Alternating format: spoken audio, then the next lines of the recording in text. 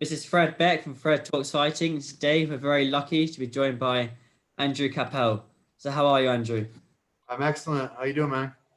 I'm good, thank you. So thank you very much for coming on. And how's training at the moment? Uh, Not really. I'm basically just at home. I broke both hands in the first round last fight, so I've just been hanging out at home a lot with the fam. The hands are broken. Well, I'll be hopefully having surgery on Monday, and then I'll be in cast for 2 weeks. So I'll just be like running in the mornings, and then not doing much. But then once I get those off, I think I can get back to drilling probably, uh, maybe like 4 or 5 weeks after that. So, and then I don't think I'll be hitting anything for at least a few months. So we'll see what the physical therapists say and go from there. And so speaking of training, was it hard to stay motivated training during the pandemic since there were no fights scheduled? Not for me necessarily, man. I would just change up my schedule a little bit. Like the team was kind of fractured. The practices would get smaller, so it was a little more intimate. But it was kind of a benefit because you got to have more one-on-one time with coaches.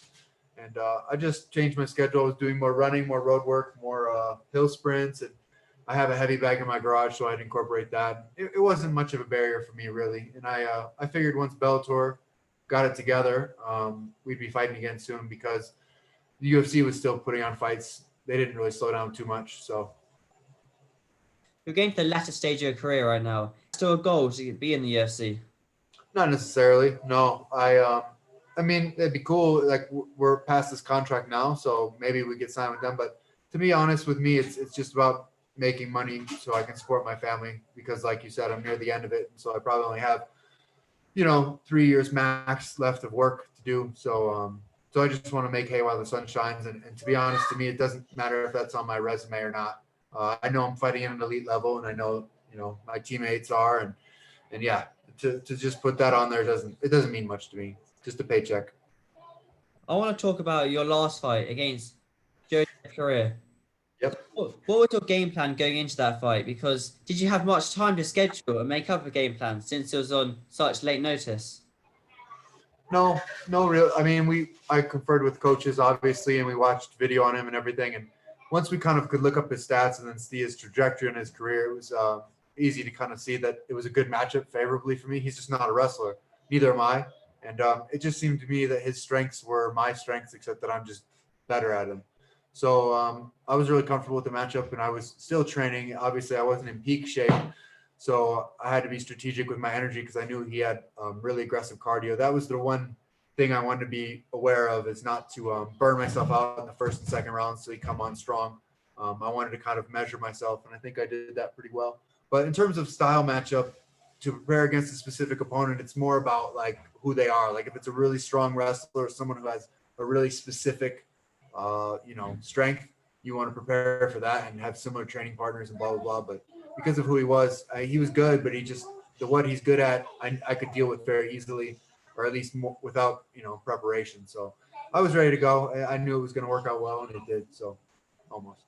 So for preparation, did it affect your mindset at all that you're previously coming off a loss for that fight?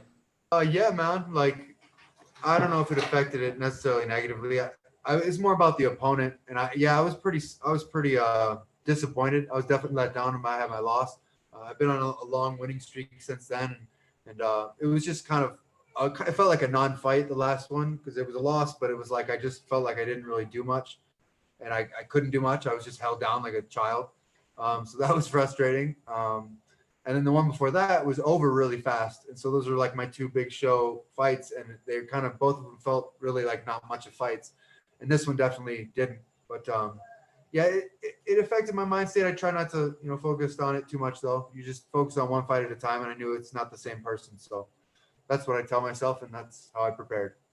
You're now a middleweight, and was making weight an issue since it was on such late notice for that fight? No. No, sir. No, sir. I can make weight like in 4 days' notice. It doesn't matter. I'm always kind of, especially if I'm training. I mean, I don't really blow up even if I'm not training. I'm just out of shape. So I'm never really north of 200 pounds. So I can make 85 pretty readily at any time. Since your contract's up at Bellator, will you still be fighting at Bellator, or will you be looking to move on to another promotion? It's really up to my manager to see what the matchmaker can do and what they're going to offer and what we can work with. So I'm 2-1 with Bellator. I think I put on exciting fights. I kind of proved that the last fight. I went 2-1, so I was smothered by John Salter, but I tried to make it exciting, but he wasn't having it. So I just kind of want to put on dynamic and exciting fights, and that's what I'm looking to do. I'm sure Bellator will re-sign me. If not, I'd be happy to get picked up by the UFC. But You mentioned the UFC there. I believe your training partner, Justin Gaethje, is fighting this weekend against undisputed champion Khabib Nurmagomedov. Have you seen him train at all for this upcoming fight? yeah, man, I'm really excited. I'm sure I'll get together with the guys somewhere at someone's spot and we'll watch it. Justin's a beast, man. He's such a cool dude too. I mean, he could get smothered by Khabib, for the majority of the rounds, but the way he fights and how dynamic he is, like I don't think he's just gonna scramble. He's not gonna try to like grapple with Khabib.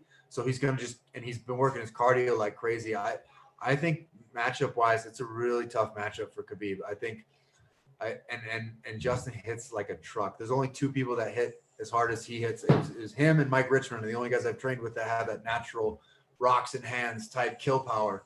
And I don't think Habib's gonna like that. So we'll see. We'll see how it goes. That's why they do it. You know what I mean? I'm rooting for Justin, and I wouldn't be shocked if he knocks out Khabib, if he knocks him for sure. And I wouldn't be shocked honestly if Khabib executes his game plan and manages to smother Khabib. He's done it to 28 high-level fighters, so it's gonna be cool to see what happens. And do you have an official prediction for that fight, or do you think it's a 50-50? Boy, I say Justin by knockout.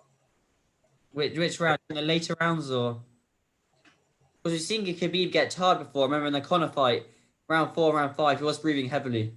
Yeah, third round. I'm gonna say Third round.